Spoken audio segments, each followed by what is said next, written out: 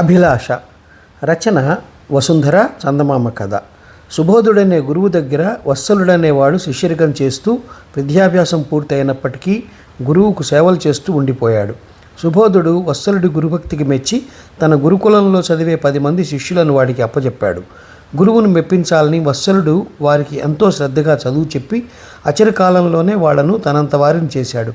మిగతా శిష్యులకు అంత త్వరగా చదువు రానందువల్ల వాళ్ళు సుబోధుడి దగ్గరికి వెళ్ళి తమను కూడా వత్సలుడికి అప్పగించమని కోరారు. దానికి సుబోధుడు నవ్వి, నాయనలారా, వత్సలుడికి విద్యాబోధన కొత్త, అందువల్ల మీలో బాగా తెలివైన 10 మందిని ఏరి వాడికి అప్పగించాను.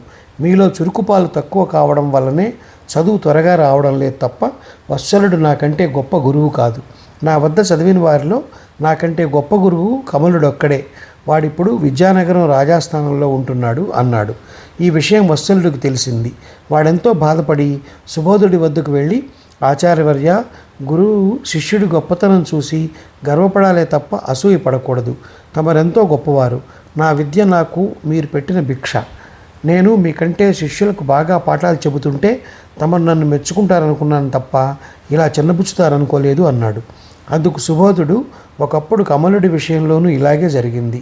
అయితే కమలుడు నా వద్దకు వచ్చి నన్ను అసూయాపరుడని నిందించలేదు. తనలోని లోపం తెలియజెప్పి సవరించి తనను నా అంతటి వాడిని చేయమని కోరాడు. నీ గొప్పతనాన్ని నిర్ణయించవలసింది నీ గురువైన నేనే తప్ప నీవు కాదు. నేను అసూయాపరుడినని అనుకోవడం నీ అహంకారం. అహంకారం అజ్ఞానులకే తప్ప జ్ఞానులకు ఉండదు. జ్ఞాని తప్ప వేరెవ్వరూ మంచి గురువు కాలేడు అన్నాడు. వత్సలుడు సుబోధుడి కాళ్ల మీద పడి, ఆచార్యవర్య, నా అజ్ఞానాన్ని మన్నించండి. ఇంకెన్నడూ ఇలాంటి పొరపాటు చేయను. అయితే మీ శిష్యులలో నన్ను మించినవాడు లేడన్న పేరు తెచ్చుకోవాలని ఉన్నది. అందుకు నేనేం చేయాలో తమరే చెబితే ఆ విధంగా నేను కృషి చేస్తాను అన్నాడు. సుబోధుడు వాణ్ణి లేవనెత్తి, క్షమింపరాని అపరాధం నువ్వేమీ చేయలేదు. రవంత అహంకారం మినహాయిస్తే నీలో అన్నీ మంచి గుణాలే. కృషి చేసి గొప్పవారనిపించుకోవాలన్న కోరిక ఉత్తములకే ఉంటుంది. నా ప్రియ శిష్యుడు కమలుడికి కూడా అలాంటి కోరిక ఉండేది. అప్పుడు నేను వాడిని ముక్తపురంలోని 3 వృత్తి పని వాళ్లకు చదువు చెప్పి రమ్మన్నాను. వాడికందుకు 6 నెలలు గడివిచ్చాను. 6 నెలలు వాడక్కడే ఉండి తీరాలని షరతు పెట్టాను. కమలుడు అక్కడ 6 నెలలు ఉండి వాళ్లకు చదువు నేర్పలేక తిరిగి వచ్చాడు. నువ్వు అది చేయగలిగితే కమలుడి కంటే గొప్పవాడివి అవుతావు అన్నాడు. అది వినగానే వత్సలుడికి చెప్పలేనంత ఉత్సాహం కలిగింది. వాడు గురువును వివరాలు అడిగి తెలుసుకుని వెంటనే ముక్తపురం ప్రయాణమయ్యాడు. ముక్తపురంలో బర్బరుడనేవాడు క్షౌర వృత్తిని అవలంబించి బతుకుతున్నాడు. క్షౌరం చేయడంలోనూ ఒళ్ళు పట్టడంలోనూ ఎవరైనా వాడి తర్వాతే. అందువల్ల వాడికి క్షణం విశ్రాంతి ఉండదు. ఆ వృత్తిలో వాడు బాగా డబ్బు సంపాదించి పెద్ద మేడ కూడా కట్టాడు. అయినా వాడు తన వృత్తి మానలేదు. అదేవిధంగా వశరుడనే గుడ్డలు తికేవాడు, వివరుడనే గుడ్డలు నేసేవాడు తమ వృత్తులలో తమకు తామే సాటి అనిపించుకుంటూ పెద్ద మేడలు కట్టి తమ వృత్తులు కొనసాగిస్తున్నారు. విశేషం ఏమిటంటే 3 కూడా అక్షరం ముక్కరాని నిరక్షరాస్యులు. వత్సలుడు ఈ 3 కలుసుకోవాలనుకుని ముందుగా బర్బరుడింటికి వెళ్ళి వాడి సంపదను, వాడి వైభవాన్ని కళ్ళారా చూసి నివ్వెరపోయాడు. బర్బరుడు వత్సలుడు వచ్చిన పని విని, అయ్యా, నా వృత్తే నా చదువు. వేరే చదువుకునేందుకు నాకు తీరుబడి కూడా లేదు. మీ వంటి చదువుకున్న వాళ్ళు హరికథలో పురాణాల్లో చెబితే వింటే అదే నాకు జ్ఞానం. ఏ భాగవతులో నాటకాలో నాట్యాలో చూపిస్తే అదే నాకు వినోదం. ఇంకా నాకు వేరే చదివేందుకు అన్నాడు. విద్యలేనివాడు వింత పశువు అంటారు. అది కాక నువ్వు తరతరాలకు సరిపడ్డ ఆస్తిని సంపాదించావు. ఇక ఆ వృత్తిని వదిలిపెట్టి నా వద్ద విద్యాభ్యాసం చెయ్యి.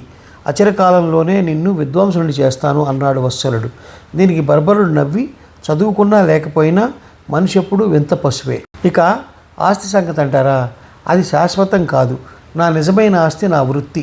అదీ కాక నేనుండగా ఇంకెవరో నా వృత్తిలో నాకంటే గొప్పవాడనిపించుకుంటే నేను భరించగలనా? నా ఒంట్లో ఓపికన్నంత కాలం నేను నా వృత్తిని మానలేను అన్నాడు. వశరుడు, వివరుడు కూడా వత్సలుడికి ఇదే విధంగా బదులిచ్చారు. వాళ్ళు చాలా మొండి వాళ్ళని, తమ వృత్తి పట్ల ఎంతో గౌరవం కలవాళ్ళని గ్రహించినప్పటికీ వత్సలుడు వాళ్ళని విడిచిపెట్టకుండా అనుక్షణం అంటిపెట్టుకుని ఉండి చదువు పట్ల వాళ్లకు ఆకర్షణ పుట్టించడానికి ప్రయత్నిస్తుండేవాడు. ఈ విధంగా 6 మాసాలిట్టే గడిచిపోయాయి. వత్సలుడు గురుకులానికి తిరిగి వెళ్ళి తన ఓటమిని గురువు వద్ద అంగీకరించాడు. వత్సలుడు చెప్పిందంతా విని సుబోధుడు నవ్వి, ఆరోగ్యం కోసం మనిషి వ్యాయామం చేస్తాడు. కేవలం వేట మీదే ఆధారపడి బ్రతికే క్రూర మృగాలు తమ శరీర పటుత్వాన్ని కాపాడుకునేందుకు ప్రత్యేకంగా వ్యాయామం చేయవు. వాటి జీవన విధానంలోనే వ్యాయామం ఒక భాగమై ఉంటుంది. అదేవిధంగా తాము చేపట్టిన వృత్తిలో గొప్ప ప్రావీణ్యం సంపాదించిన వాళ్లకు చదువు అవసరం తెలియదు. ఈ ప్రపంచంలో ఎక్కువ మంది అభిలాషతో కాక అవసరం కోసం మాత్రమే చదువుకుంటారు. బర్బరుడు, వషరుడు, వివరుడులకు లాగే నీకు ఏదైనా వృత్తి విద్య తెలిసి ఉంటే నీవు కూడా చదువు మీద ఆసక్తి చూపి ఉండేవాడివి కాదు. అవసరం కోసమే నువ్వు చదువుకున్నావు. నీలాగా కాక అభిలాషతో విద్యాభ్యాసం చేసిన కమలుడెప్పటికీ కూడా నీకంటే గొప్పవాడు అన్నాడు. గురువర్య, బర్బర, వషర, వివరులకు కమలుడు కూడా చదువు చెప్పలేకపోయాడు. ఈ విషయంలో కూడా తమరు నన్ను కమలుడితో పోల్చి చిన్నపుచ్చుతారెందుకు అన్నాడు వత్సలుడు బాధగా. నువ్వు ముక్తపురంలో 6 మాసాలు ఉన్నావు. నేను చెప్పిన ముగ్గురికి చదువు చెప్పి రావడం నీ బాధ్యత. అది నీ వల్ల కాదు. చదువు పట్ల అభిలాష గలవారు ఏం చేస్తారో నువ్వే చెప్పు అని ప్రశ్నించాడు సుబోధుడు. ఎంత ఆలోచించినా వత్సలుడికి సుబోధుడి ఆంతర్యం అర్థం కాలేదు. అప్పుడు సుబోధుడు గంభీరంగా, కమలుడు ఏం చేశాడో తెలుసా? ఆ 6 మాసాల్లోనూ వాళ్ళ వద్ద ఆ 3 వృత్తి విద్యలు క్షుణ్ణంగా అభ్యసించి వచ్చాడు అన్నాడు. వత్సలుడు తెల్లబోయి, కమలుడి వంటి మహాపండితుడికి ఆ విద్యలెందుకు అక్కడికి వస్తాయి అన్నాడు. అదే నీకు వాడికి తేడా. నువ్వు చదువుకోవాలంటే అవసరం గురించి ఆలోచిస్తావు. తనకు రాని ఏ విద్యనైనా నేర్చుకోవాలని కమలుడి అభిలాష. 6 మాసాలు ముక్తపురంలో ఉన్నందుకు సమయం వృధా కాకూడదని వాడా 3 విద్యలు అభ్యసించి వచ్చాడు అన్నాడు సుబోధుడు. ఆ తర్వాత ఏనాడు వత్సలుడు తనను కమలుడితో పోల్చుకోలేదు.